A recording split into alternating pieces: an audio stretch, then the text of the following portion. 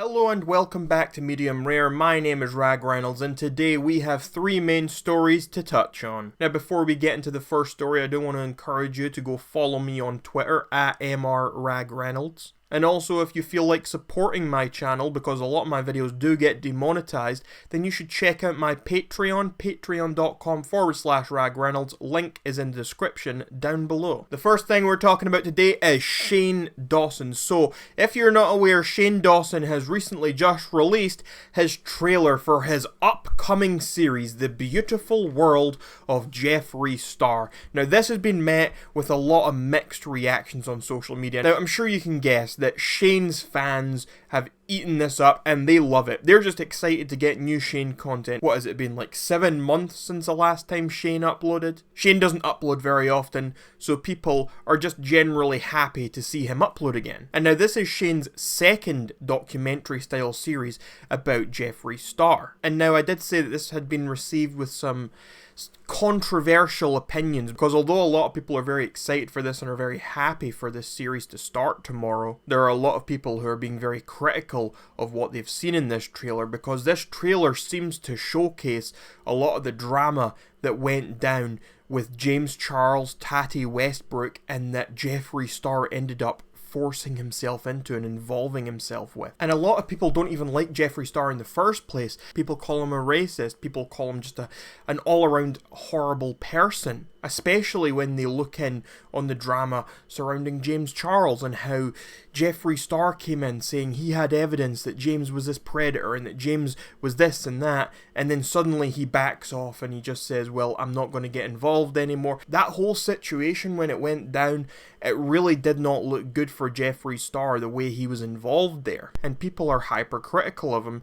over that, and for good reason. So people are being very critical of Shane Dawson here and Shane Dawson's upcoming series for a couple of reasons. Because one, Shane Dawson's giving more attention to this guy, and also two, because it looks through this trailer like we're going to see almost Shane Dawson trying to make people feel sorry for Jeffree Star over maybe this drama or other things. There's some emotional looking moments here, and it seems as though Shane is trying to get people to maybe emphasize with Jeffree, whereas a lot of people don't think Jeffree deserves that at all because they think he's just a horrible person. There are a lot of people who also believe that Shane Dawson's documentary style videos are just very, very overrated. It has taken Shane Dawson many, many months to make this Jeffree Star series, and a lot of people don't believe that it should have taken him that amount of time to make this. As far as where I sit on all of this, I like Shane Dawson. I don't think that the claims against him that people have made in the past are true at all. I don't think he's a bad guy. I don't think he's any sort of predator or anything like that. However, I do think that some of the criticisms people have about him, and maybe also his documentary style videos,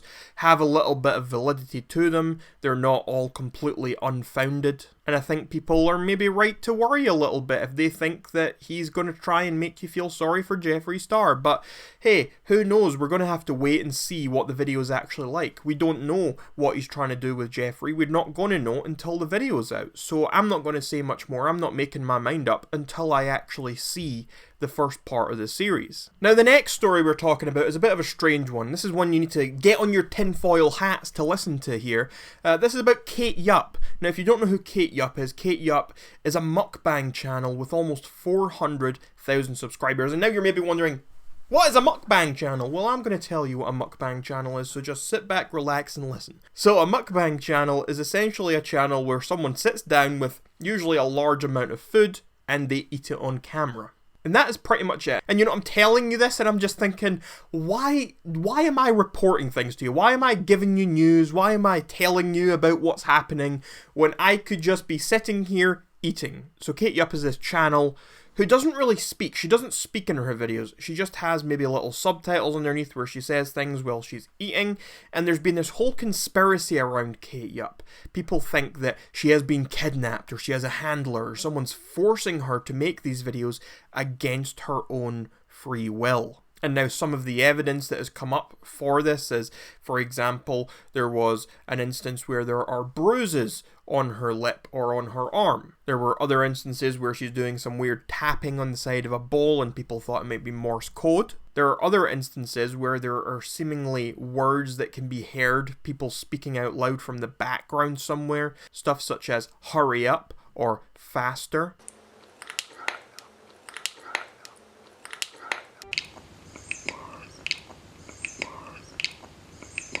There are other instances where we can see the table that she's eating at start to shake. And in her most recent video titled I Am Alive, the first letter of each line of subtitles that pop up in her video are capitalized and bolded, and when you put them together they spell out the word help. Now on Kate Yubb's community tab of her channel 2 months ago she said, "Hello everyone, it's urgent to clarify my situation.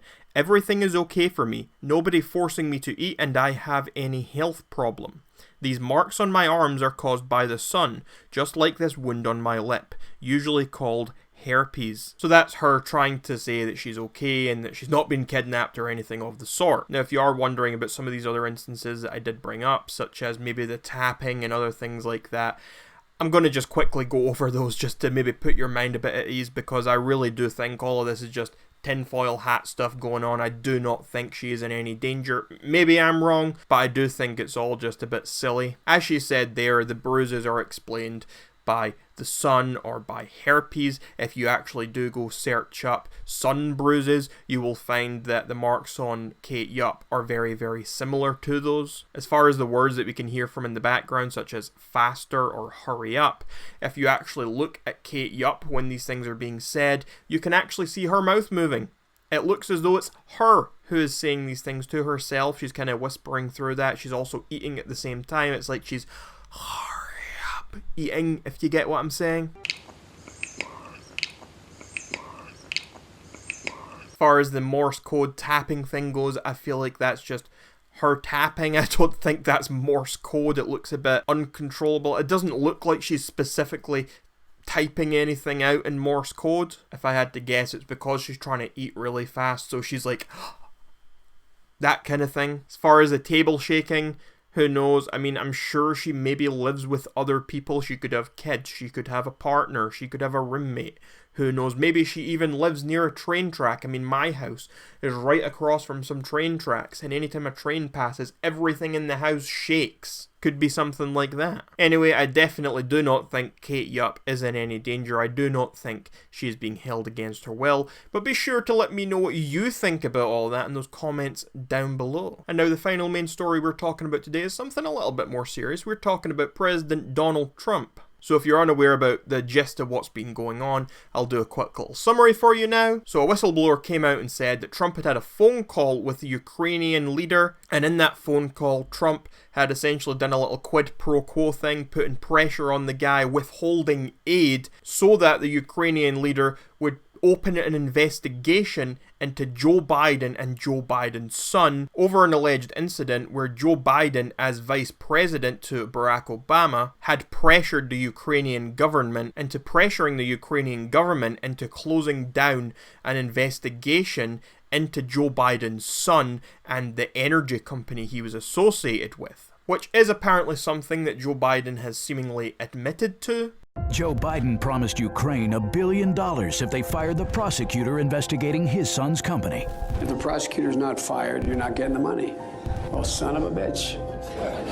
Got fired. Now, obviously, there is a big issue here if Trump was actually withholding aid and then trying to pressure Ukraine into acting on his behalf to opening this investigation, and that's when he's going to give the aid. Obviously, that is an issue, and that is what the whistleblower had alleged. Anyway, shortly after all of this had come out, the White House then went on to release a transcript of what had actually happened during this phone call. Now, it is worth pointing out, it's not an exact word-for-word transcript because the call was not recorded, but rather this transcript is based on the memory of those who were listening in on the call, and then they reported that and took notes and wrote it all down. Now, I'm not going to read to you this transcript. It is easily accessible. You can go search it up and find it online. But in my opinion, when you read this transcript, there is no direct evidence of Trump trying to pressure anyone into doing anything. There's no sort of mention of aid being withheld or anything like that. And if you're going just by this transcript and think there's nothing else going on here, there was no other calls, then I do think this transcript is probably looking decent for Trump.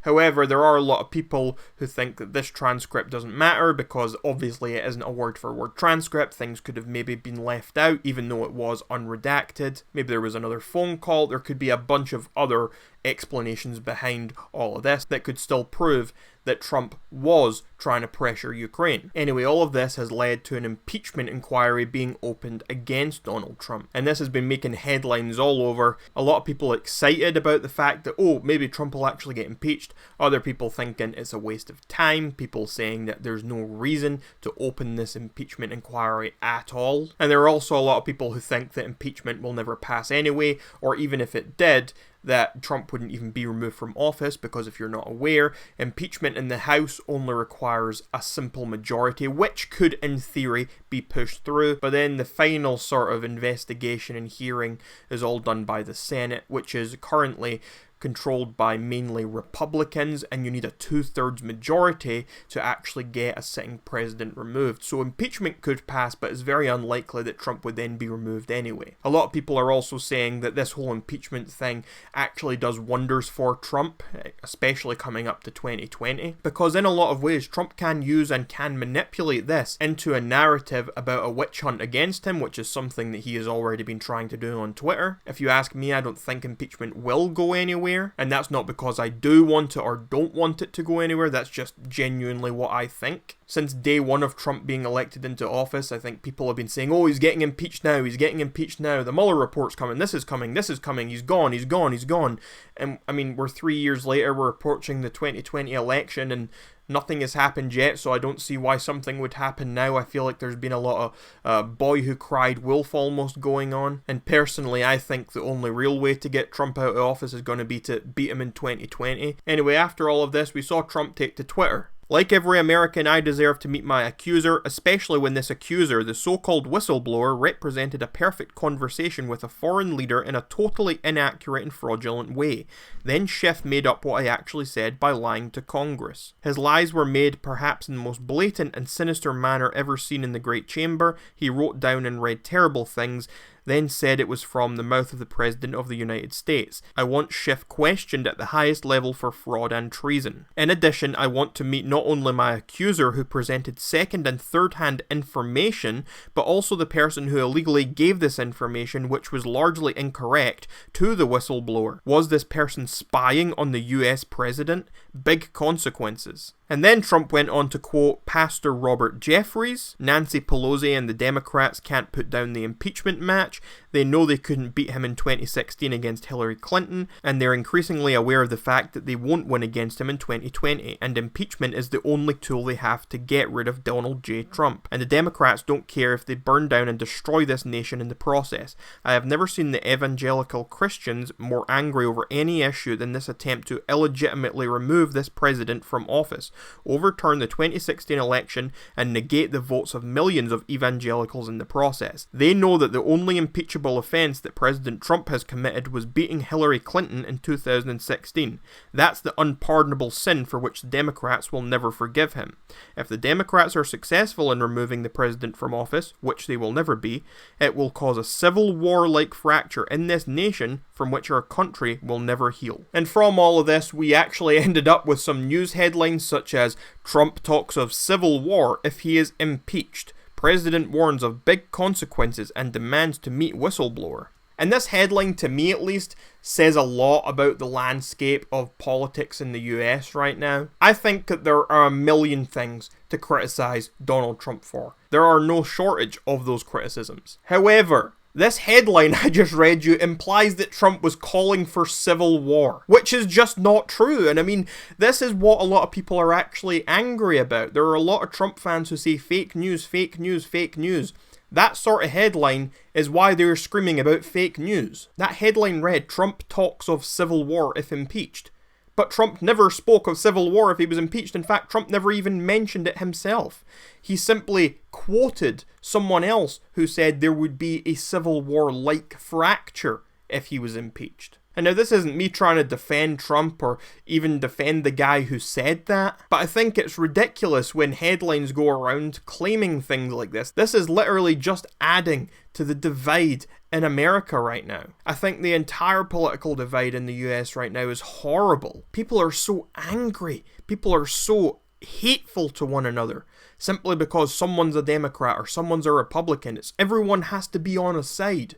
Everyone has to be on a team. And I think it's disgusting, and it goes against everyone's best interest. The two-party system in America is horrible. It is horrible for politics, and it is horrible for society. Really, what should be happening here is both sides say, okay, if the president has done something wrong, let's remove him from office. But instead you have one side who says, well, nah, it doesn't matter what he's done wrong, we'll defend him anyway, and he'll stay in office. And the other side just wants him out no matter what. Honestly, it's just madness, and it's not healthy at all for the public discourse.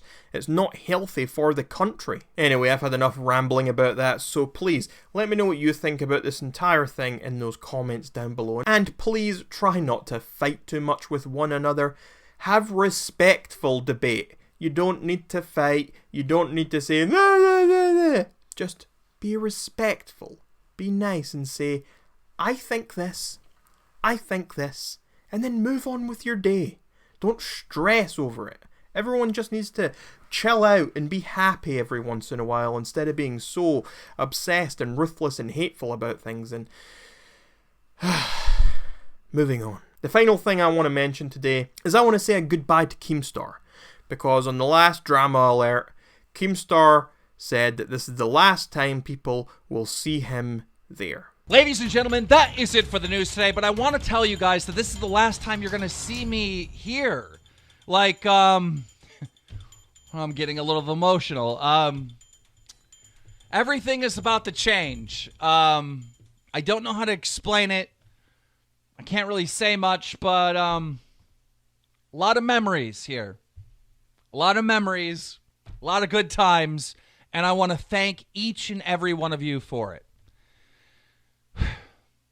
So obviously, as you just saw there, it seems as though Keemstar will be moving on. There have been rumours, there have been talks as of late about Keemstar moving on from Drama Alert. So it will be interesting to see what happens in the future of Drama Alert. From what I've seen, it seems as though there's going to be new hosts for the show. I don't know if that means that the show is going to end up dying, or maybe someone's going to come along that people like more than Keem and it will continue and do better than ever.